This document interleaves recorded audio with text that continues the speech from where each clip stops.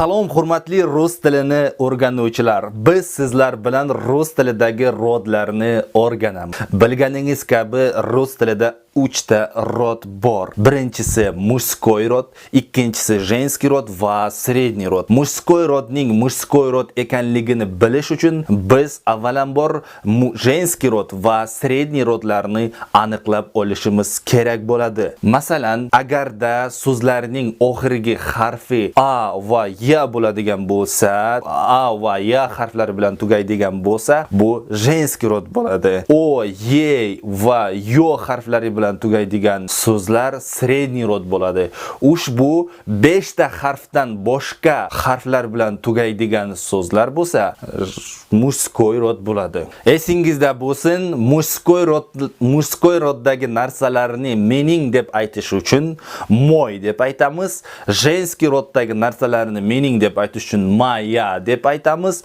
va средний roddagi narsalarni mening deb aytish uchun moyo deb aytamiz. Masalan, oxirgi harfi a bo'ladigan bo'lsa, моя deb aytamiz dedik. Mashina, моя машина. Комната. Oxirgi harfi a, значит моя комната. Подруга, моя подруга. Oxirgi harfi a bo'lganligi sababidan biz uni моя подруга deb aytamiz. Masalan, rubashka oxirgi harfi a bo'lyapti, demak biz uni моя deb aytamiz. Demak biz uni моя deb aytamiz. Моя rubashka.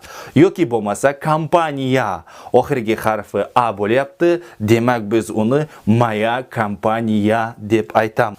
Undan keyin средний roddagi so'zlarni окно oxirgi harfi o bo'lyapti, moyo окно. Лицо oxirgi harfi o bo'lyapti, demak biz uni moyo лицо deb aytamiz. Место o bilan yoziladi. Shu sababli biz uni moyo место deb aytamiz. Moyo место deb aytamiz. Va mushskoy roddagi narsalarni dom oxirgi harfi a, ya, o, ye, yo emas. Shu sababli biz uni nima deb aytamiz, do'stlar? Biz ularni moy deb aytamiz. Moy dom. Stol.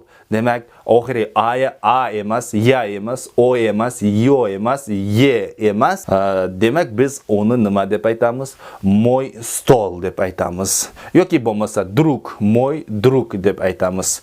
Shu yo'l bilan rus tilidagi rodlarni o'zlashtirib olsangiz bo'ladi. Undan keyin hurmatli rus tilini o'rganuvchilar kommentariyga yozib qoldiringiz.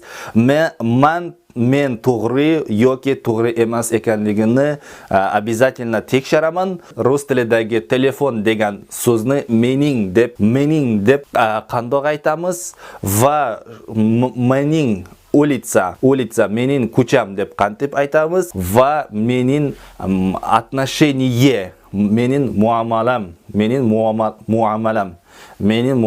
deb qanday aytamiz.